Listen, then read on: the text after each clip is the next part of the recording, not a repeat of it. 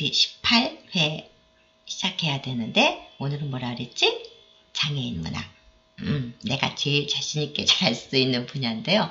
너무나 자신이 있어서 좀 떨립니다. 뭘 어떻게 또 내가 말이 길어지면 어떡하나 하는 생각이 들어서요. 자, 그럼 장애인 문학에 대해서 함께 해주세요.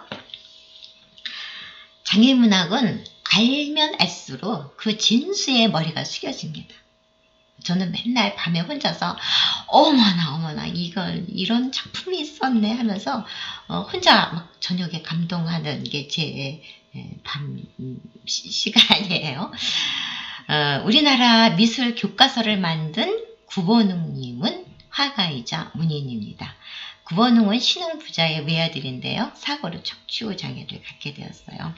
소설가 이상의 날개, 이 분과 친구로 이제 문인들이 글을 발표할 수 있게 문예지를 발간했습니다. 구본웅은 부자였기 때문에 그런 좀 이렇게 스폰 역할을 해주셨던 것 같아요. 그리고 또 본인은 조선미술사라고 하는 책을 교과서죠. 이거를 집필해서 중등 교과서로서 편찬을 했습니다. 이분이 아니었으면은 미술 교과서가 나오는데 좀 어려움이 많았을 거라고 말합니다. 동시로 조국의 해방을 노래한 서덕출도 꼭 기억했으면 합니다. 아주 유복한 가정의 장남이었는데요. 6살 때 낙상사고, 마루에서 떨어졌대요. 이런 걸로 척추장애를 갖게 되었습니다. 1925년에 방정환 선생님이 발간하는 그 잡지 어린이라고 있지 않습니까? 거기에 봄편지가 실려서 이제 세상에 알려졌어요. 근데 이 봄편지는 동요로 작곡이 돼서 더 많이 알려졌죠. 울산에 가면은 서덕출 그 노래비가 있다고 합니다. 그 윤석준 선생님이 살아계실 때 저를 만나면은 늘 똑같은 말씀을 하셨는데 내가 서덕출을 봤어. 그러니까 저가 장애인이니까 그분이 장애인이었다는 것을 말씀해 주시는 거예요. 그전에는 저도 몰랐을 뻔했습니다. 근데 뭐 키도 굉장히 작고 자기가 만나러 갔을 때 한복을 이렇게 입고 있었는데 여자처럼 이렇게 바느질을 하고 있었다는 거예요. 그러면서 아무튼 그분에 대한 추억을 많이 말씀해 주셨습니다. 자, 구슬비. 송아송아살이 배은 구슬 뭐 이런 노래에서 이 동요는 동요 전에 동시가 있었는데 우리와 너무 친숙합니다. 구슬비 작가 권호수님은 황해도 해주 교육자 가정에서 태어났는데요. 3살 때 소아마비로 지체장애를 갖게 됐습니다. 18살 때 잡지 카톨릭 소년을 통해서 동시 구슬비를 발표했어요. 근데 이제 북한이니까 좀 자유롭지 못했다고 합니다. 그래서 글을 좀 자유롭게 쓰고 싶어서 1948년에 29살의 나이에 혼자 월남을 합니다. 그 후에 한국 전쟁이 이렇게 발발하는 바람에 38선이 그어져서 권호선 선생님은 고향집으로 돌아가지 못하고 실향민의 삶을 살죠. 평생 혼자 이렇게 외롭게 사셨어요. 구슬비는 초등학교 3학년 국어교과서와 음악교과서에 실리면서 널리 알려지게 됐지만 선생님 자신은 삭바느질로 생활비를 버셨고 그 궁핍한 생활 속에서도 고아원에서 그 봉사활동을 하면서 조용히 작품활동을 했습니다. 선생님은 1995년 수녀원에서 운영하는 양로원에서 무료 양로원이었습니다. 쓸쓸히 눈물 감으셨어요.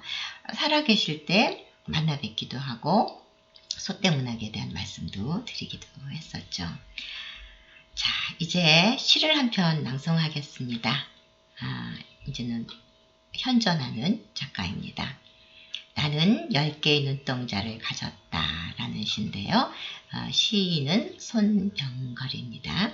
한번 낭송해 보겠습니다. 직접 보지 않으면 믿지 않고 살아왔다. 시력을 잃어버린 순간까지 두 눈동자를 굴렸다.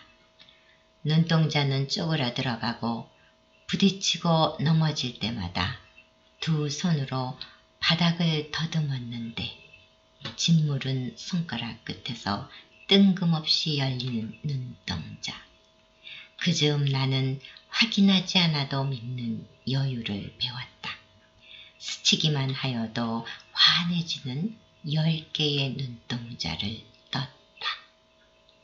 자, 여러분 금방 눈치채셨죠? 이 시를 쓴 시인은 중도에 실명을 했어요. 그래서 그 적응하는 과정을 한 편의 시로 말했습니다. 우리는 어머 어쩌다가 뭐 앞을 못 보게 되셨어요 하면서 사람들이 가장 궁금해하는 것이 어쩌다 하는 이유고 또 어떻게 극복하셨어요 하면서 이렇게 이겨내는 과정에 대한 요새는 극복이라는 단어를 잘 안 씁니다만 이제 그런 과정에 대한 얘기를 하는데 주저리 아무리 말해도 그게 와닿지 않아요. 근데 여기에 10개의 눈동자 시각장애인은 손끝으로 글자도 보고 다 이렇게 만져서 파악하기 때문에 손가락 끝이 눈동자구나 하는 거 저는 이거 보면서 어떻게 10개의 눈동자를 떴지? 하고 정말 감동했어요. 손병관 시인은 특수부대 출신으로 아주 건장한 사람이었는데 결혼한 지 3년째 되던 해에 질병으로 시각장애를 갖게 됩니다. 베체트스병이었다고 해요. 시각장애를 갖게 된 후에 부인을 보내고 어린 딸을 데리고 부산에서 인천으로 옵니다. 인천에 누나가 살고 있었대요. 그래서 누나의 보살핌을 받으면서 이제 자신의 마음을 시로 쓰기 시작합니다. 손병관 시인은 장애인문예지 제가 만들고 있던 소떼문학을 통해서 등단을 하고요. 또 자기 자신감이 생기니까 부산일보 신춘문예에 냈는데 그게 당선이 됐어요. 그래서 시인으로서 아주 활발한 활동을 하고 있습니다. 이번에는 손병걸 시인의 작품과는 결이 조금 다른 작품인데요. 내가 어둠이라면 당신은 별입니다. 라는 김대원 시인의 시입니다. 제목이 내가 어둠이라면 당신은 별입니다. 너무 예쁜 말이니까 여러분들 한번 외워두세요. 내가 수라면 당신은 수틀이에요. 나는 아름다울 수 있지만 당신 없인 안 돼요. 내가 어둠이라면 당신은 별입니다. 당신은 빛날 수 있지만 당신은 나 없이는 못해요. 우리는 따로 떨어져서는 아름다울 수 없습니다. 이 시는 서정시 같으죠? 또 서정시입니다. 하지만 사실 그 안을 들여다보면요. 장애인과 비장애인이 함께 살아야 한다고 주장하는 저항시입니다. 저항시는 뭉치자, 깨부시자, 우일분 이래야 되는데 그런 단어들이 없으니까 아주 아름다운 그런 서성지로 느껴집니다. 김대원 시인은 초등학교 3학년 때 난치병으로 전신마비에 호흡까지 곤란한 그런 중증장애를 가지고 있는 상태에서 시를 쓰고 있습니다. 시대문학으로 추천을 받았고요. 그 후에 구상 소떼문학상을 수상했습니다. 그리고 시집도 아주 여러 권 발간했죠. 요즘도 하루에 한 편씩은 아니지만 일주일에 한 편씩 정도는 시를 열심히 쓰고 있다고 해요. 자, 장애인문학은 소떼문학이라는 장애인문예지를 통해서 발전을 했습니다. 바로 원로시인 구상선생님이 돌아가시기 전에 마련해 주신 상금으로 운영하는 구상소떼문학상이 있는데요. 이 상이 장애인문학에 아주 권위 있는 상으로 자리매김을 했습니다. 서로 타고 싶어 하시는 분들이 많아요. 왜냐하면 1년에 딱 한 명한테만 드리거든요.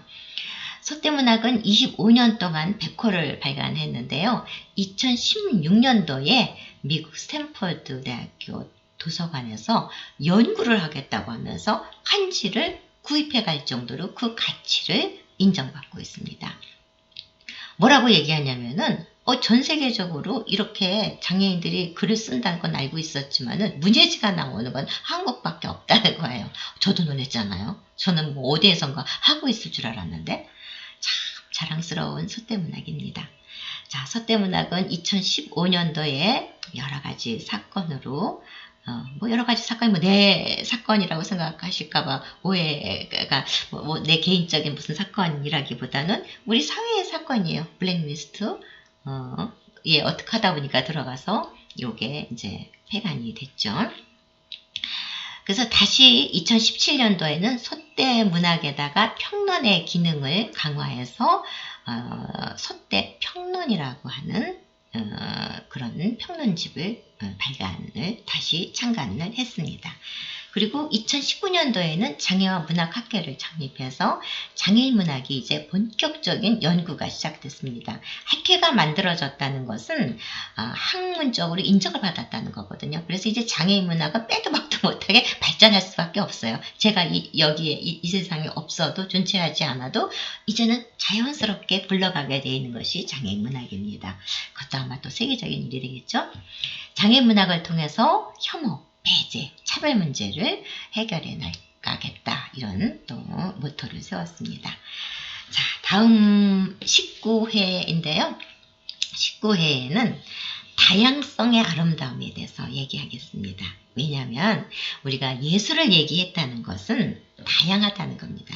예술의 가장 큰 가치는 똑같은 게 하나도 없다는 거거든요.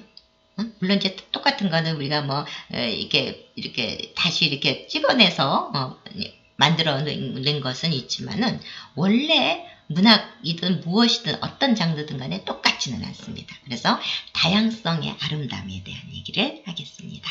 자, 우리 콜 네, 콜도 다양성의 하나입니다. 자, 그럼 다음 시간 기대해 주세요.